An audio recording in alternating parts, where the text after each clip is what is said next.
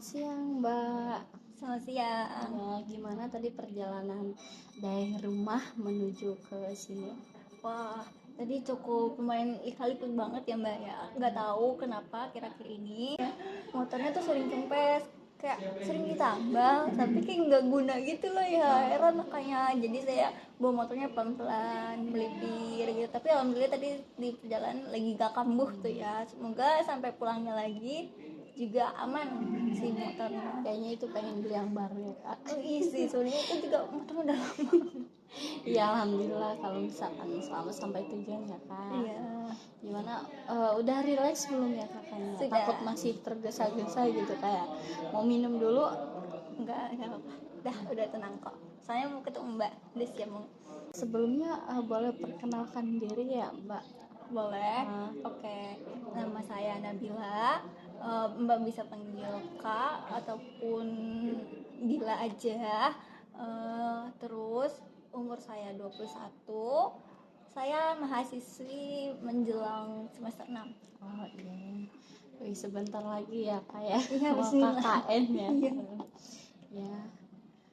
Sebelumnya kakak udah pernah konseling individual? Belum. Kalau konseling Belum. individual.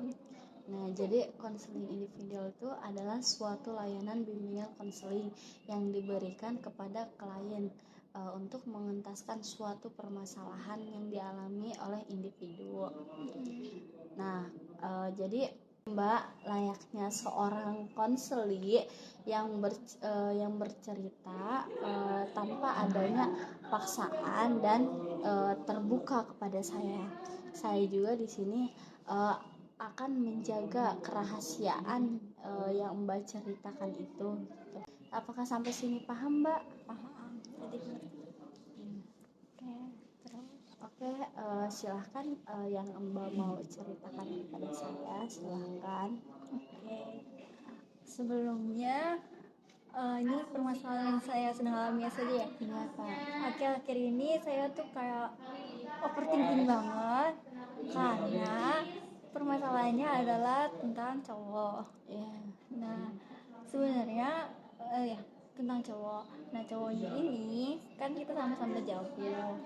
Nah, dia ada di Surabaya, sedangkan saya ada di Serang. Nah, awal kenalnya itu dari organisasi. Ya, kita bisa dibilang kita cinlok. Kita itu sama-sama cinlok. Cinlok di acara himpunan di kampus sendiri. Nah, itu kan acaranya acara nasional. Nah, jadi kenapa sih saya bisa kenal sama orang Surabaya? Ya, dari situ.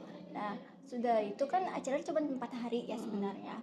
Dan saya pun menganggap peserta lainnya seperti teman aja kan, layaknya kita harus ngebuka sebagai tuan rumah, kita pun harus ngebuka, harus kayak gak boleh nampilin jelek-jelek sisi Banten, boleh ngebuka nama kampus sendiri dong, harus ngebagus-bagusin karena harus sebagai branding juga kan ke kampus saya. Nah, udah gitu, udah ngobrol 4 hari, saya juga mentor dari kelompoknya ini.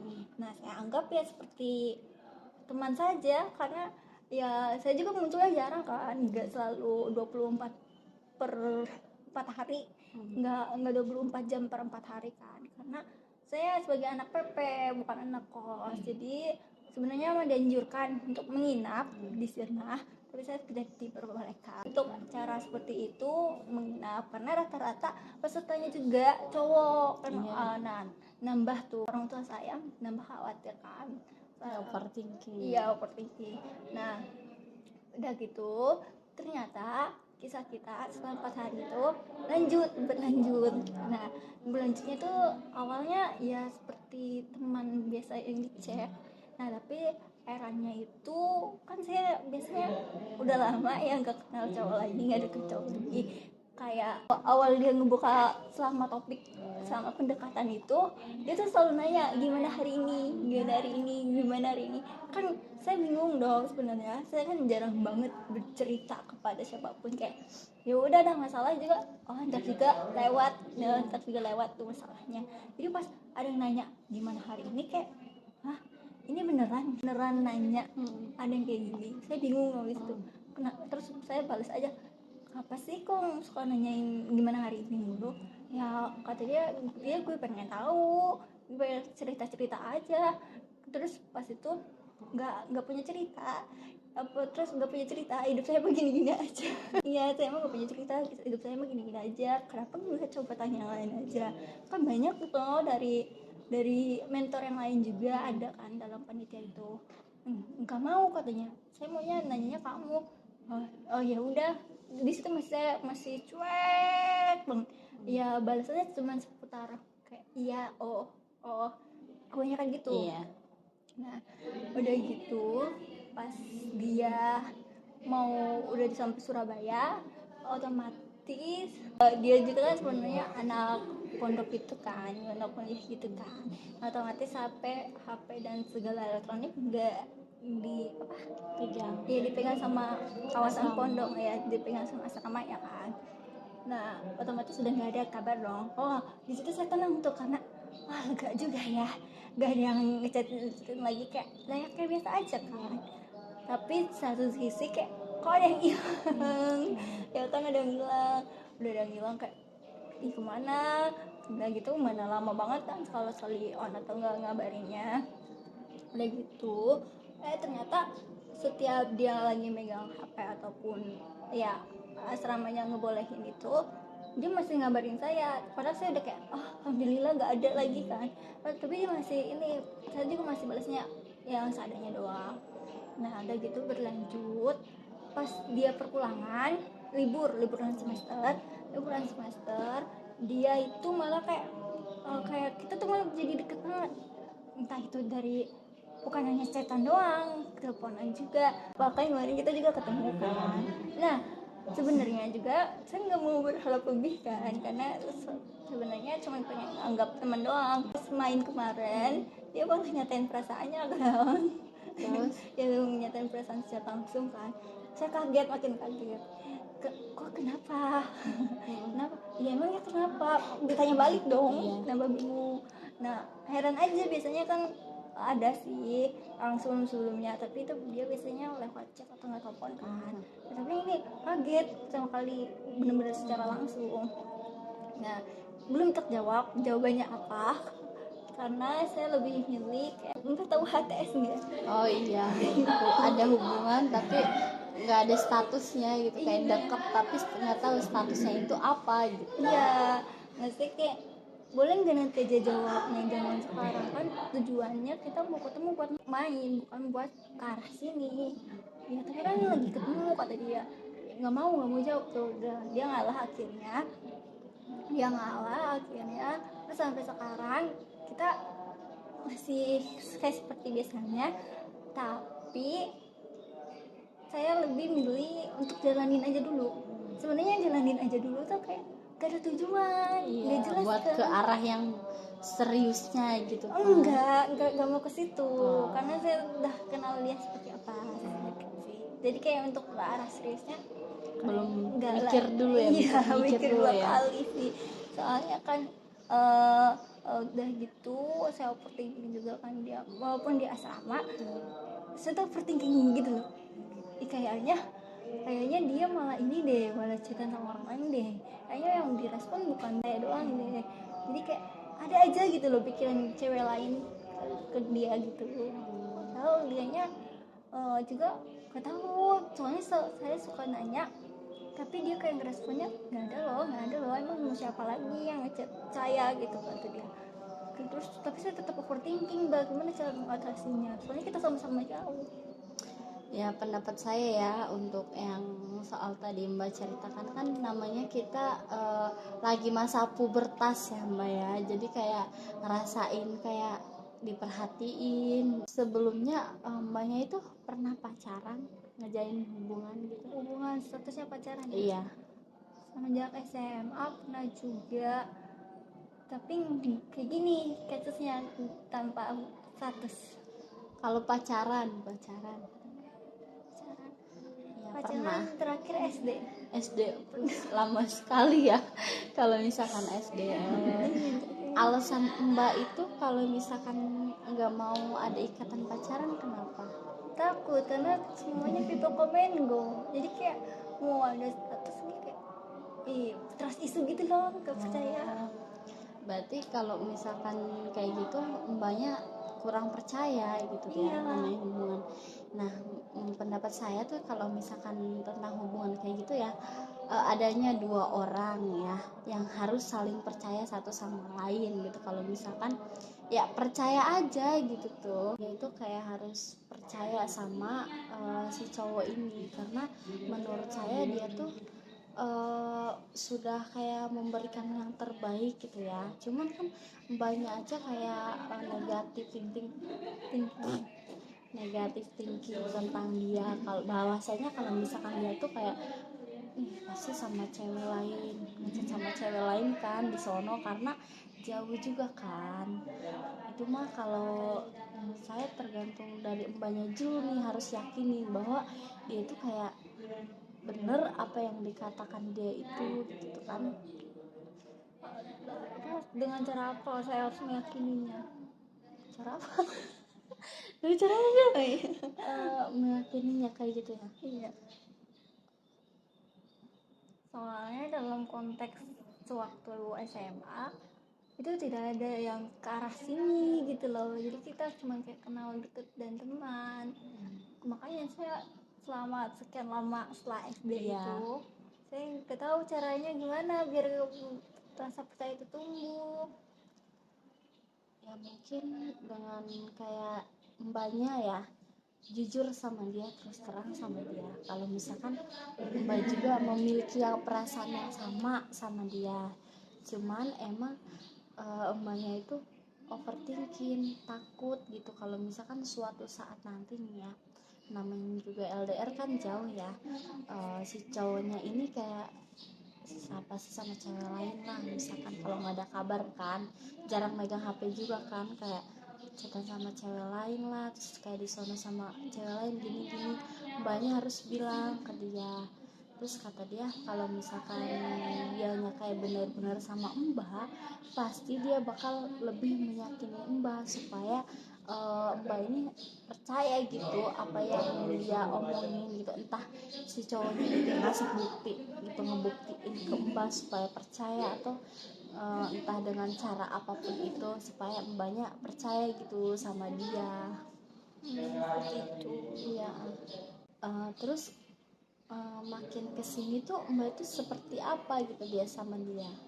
Oh, kayak kalau saya masih nganggapnya teman Ya, tapi mbak itu pengen ada rasa lebih kan, kayak buat gue nggak bisa nih kayak gini, jadi kayak pengen ada suatu ikatan gitu. Mbak sebelumnya udah mikir kayak pengen ke jenjang, bukan ke jenjang serius ya, maksudnya kayak mbak tuh sempat berpikir nggak gitu kayak pengen serius tapi ini ada tujuannya gitu tuh, sempat mikir ke situ nggak gitu sama belum. dia? Belum. Tapi kalau ya udah pernah bahas di situ Ya, terus tapi saya balasnya kayak kayak ngakinin dia, kok bisa sih kepikiran ke saya gitu orangnya. nah coba percaya gitu ya sama dia kan, proses. Nah seperti yang saya bicarakan tadi sama mbak ya, bahwasanya mbak itu harus terbuka sama si cowok itu ya, kalau misalkan mbak itu mau gitu ada hubungan ikatan pacaran gitu ya sama dia, tapi mbak itu masih ragu, masih kayak nggak percaya karena mbak pernah di masa lalu seperti itu dengan orang lain tapi ujungnya kecewa gitu tuh. Biar kenapa, biar si cowok ini lebih ngeyakinin mbak gitu tuh, lebih buat mbak nyaman dan kayak berakhir kayak oh ya percaya gitu tuh, seperti itu mbak. No. Untuk buat nyaman dia emang udah bikin nyaman sih, tapi untuk nyakinin saya tuh kayak untuk butuh penjelasan kata-kata gitulah, begitu nggak, belum pernah sama sekali dalam bentuk keyakinan bentuk kata-kata. Tapi kalau untuk kenyamanan ataupun perlakuan udah ngebuktiin.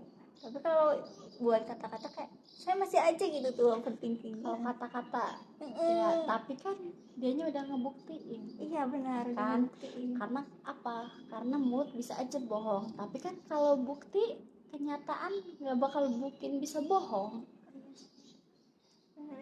Terus itu diri Mbak itu masih bimbang, udah kayak mau mulai buka hati buat percaya, tapi kayak ada aja pikiran yang kayak ih nggak jadi gitu, kayak buat percaya kayak gitu tuh. Ya kayaknya saya belum selesai sama masa Iya, lalu, iya itu dia. tapi Jadi bukan kayak orangnya. iya, Masalah. berarti kayak lebih meyakinkan dari diri Mbaknya, coba kayak buat berpikir kayak lebih apa ya, mengikhlaskan masa lalu. Di masa lalu itu kalau misalkan Mbak itu kayak pernah dikecewakan gitu, karena kan sekarang orangnya beda lagi, bukan yang di masa lalu.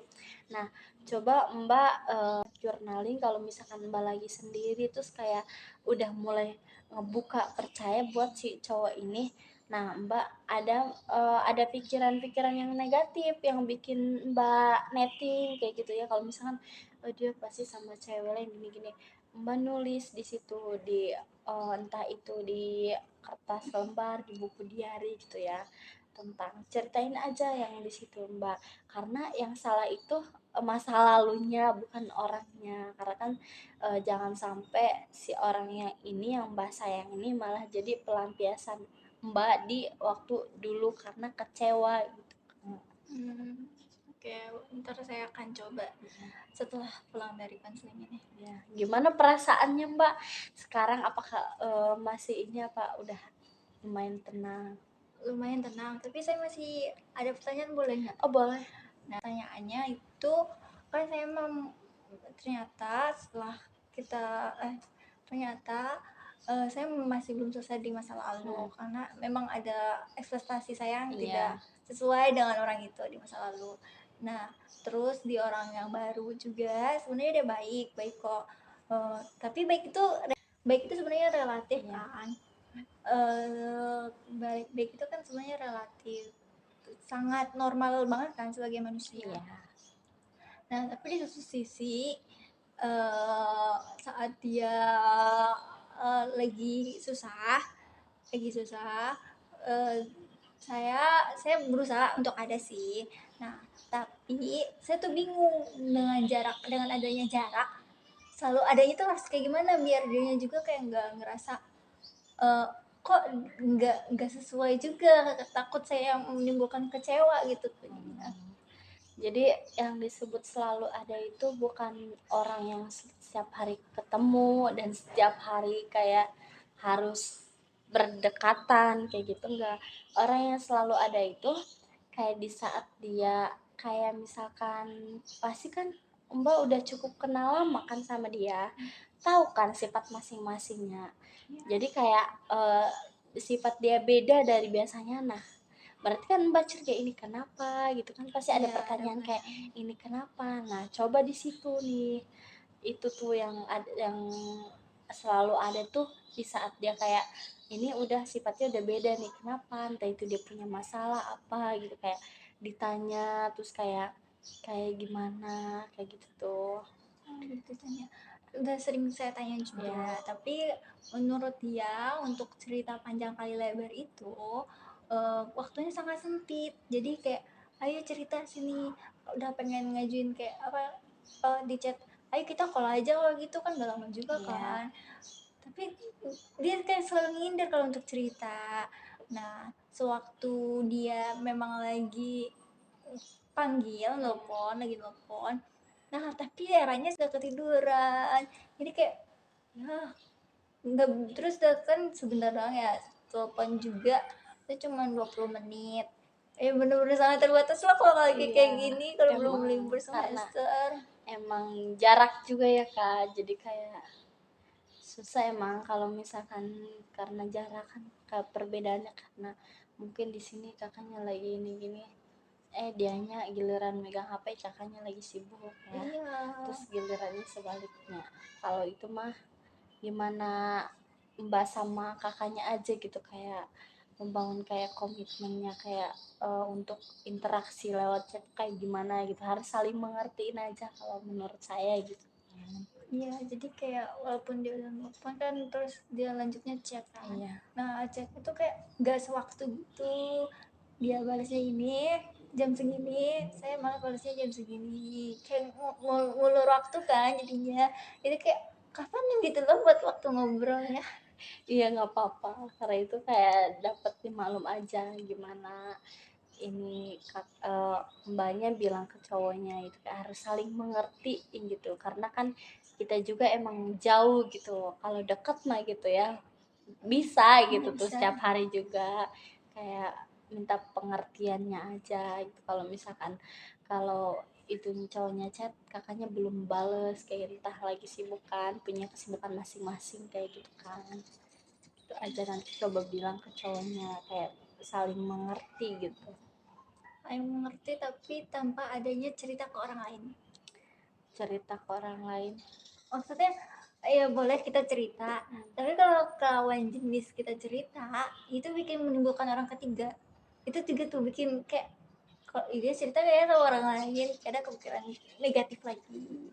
ya tergantung sih, tergantung kayak pribadi masing-masing ya. Emang kita juga butuh cerita lagi ke orang lain gitu, kalau bahwa seperti gini-gini. Tapi menurut saya kayak lebih baik kayak ya udah saling ceritanya berdua aja tanpa melibatkan orang lain. Kenapa ditakutkannya nanti malah kita sering cerita sama orang lain, kita nyamannya sama yang ini juga kan. Iya, Kasihan juga karena si cowoknya kan jarang ada waktu juga, nanti malah jadi kayak korbannya lagi gitu, jangan, korban kasihan. perasaan. Iya, makanya dari itu kayak eh, lebih ke komunikasinya yang harus kayak lancar, walaupun tidak setiap hari, cuman kalau ada apa harus cerita gitu, harus diselesaikan dengan berdua gitu. Kayak nih misalkan yang enggak, yang menjanggal di mbaknya gini, cerita ke cowok mbaknya gini-gini gitu. Iya sih, emang saya juga selalu cerita ke sini gitu. Nah, tapi yang kadang bikin gak mood itu menurut saya cerita hari ini dibalasnya hari ini ataupun jam segitu kan ya. Kayak udah ngerasa basi aja sama cerita sendiri sebenarnya kan. Tapi saya harus berusaha memakluminya lagi. Iya, dari itu adanya saling pengertian satu sama lain, saling memahami juga kondisi satu sama lain. Ada lagi mbak? Oh, kalau konseling bareng cowok saya boleh nggak? Boleh sekali, boleh. Gimana mbak? Udah relax banget. Oh, iya.